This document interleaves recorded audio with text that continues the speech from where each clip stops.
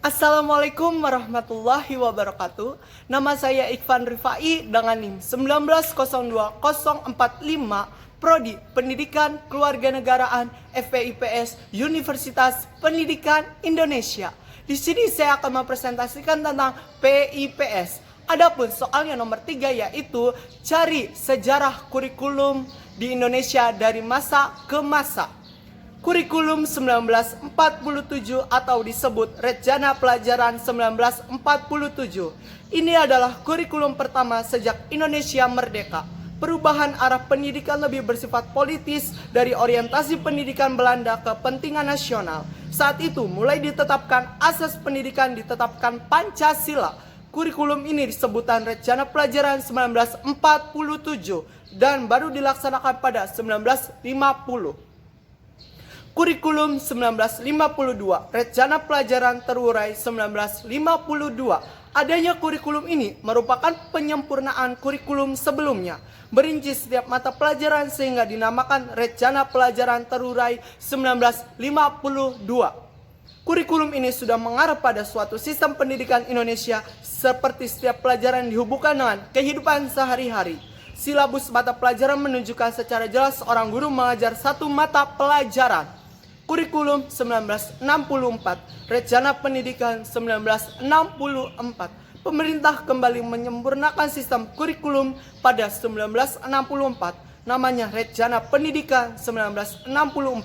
Kurikulum ini bercirikan bahwa pemerintah mempunyai keinginan agar rakyat mendapat pengetahuan akademik untuk pembekalan pada jenjang SD. Sehingga pembelajaran dipusatkan pada program Pancawardana, yaitu mengemban moral, kecerdasan, emosional atau artistik, keprigelan, keterampilan, dan jasmani.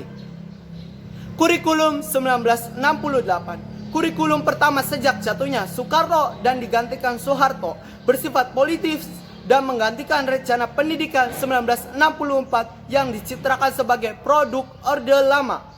Kurikulum ini bertujuan membentuk manusia Pancasila sejati, kuat dan sehat jasmani, mempertinggi kecerdasan dan keterampilan jasmani, moral, budi pekerti dan keyakinan beragama.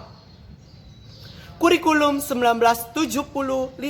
Pemerintah memperbaiki kurikulum pada tahun itu. Kurikulum ini menekankan pendidikan lebih efektif dan efisien. Menurut Mujito, Direktur Pembinaan TK dan SD Departemen Pendidikan Nasional kala itu, kurikulum ini lahir karena pengaruh konsep di bidang manajemen (MBO). Metode, materi, dan tujuan pengajaran dirinci dalam prosedur pengembangan sistem instruksional. Dikenal dengan istilah satuan pelajaran, yaitu rencana pelajaran setiap satuan bahasan. Kurikulum 1984. Kurikulum ini mengusung pendekatan proses keahlian. Meski mengutamakan pendekatan proses, tapi faktor tujuan tetap penting. Kurikulum ini juga sering disebut kurikulum 1975 disempurnakan. Posisi siswa ditetapkan sebagai subjek belajar, dari mengamati sesuatu, mengelompokkan, mendiskusikan, hingga melaporkan. Model ini disebut cara belajar siswa aktif. Kurikulum 1994 dan suplemen kurikulum 1999.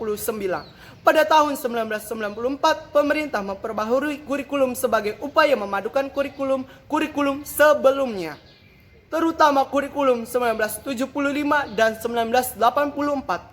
Namun perpaduan antara tujuan dan proses belum berhasil, sehingga banyak kritik berdatangan disebabkan oleh beban belajar siswa dinilai terlalu berat dari muatan nasional sampai muatan lokal.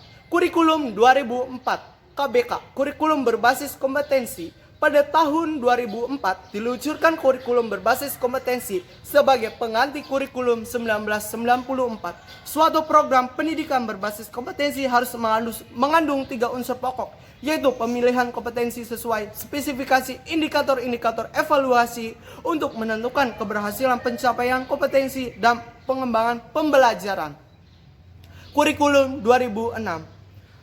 Kurikulum ini hampir mirip dengan kurikulum 2004. Perbedaan menonjol terletak pada kewenangan dalam penyusunannya, yaitu mengacu pada jiwa dari desentralisasi sistem pendidikan Indonesia. Pada kurikulum 2006, pemerintah pusat menetapkan standar kompetensi dan kompetensi dasar.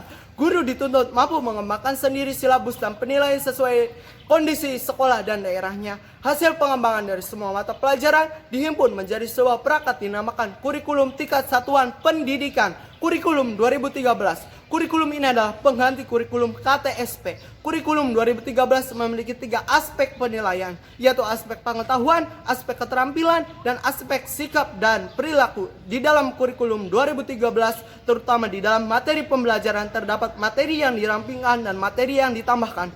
Materi yang dirampingkan terlihat di materi Bahasa Indonesia, IPS, PKN, dan sebagainya. Sedangkan materi yang ditambahkan adalah materi matematika. Sekian dan terima kasih.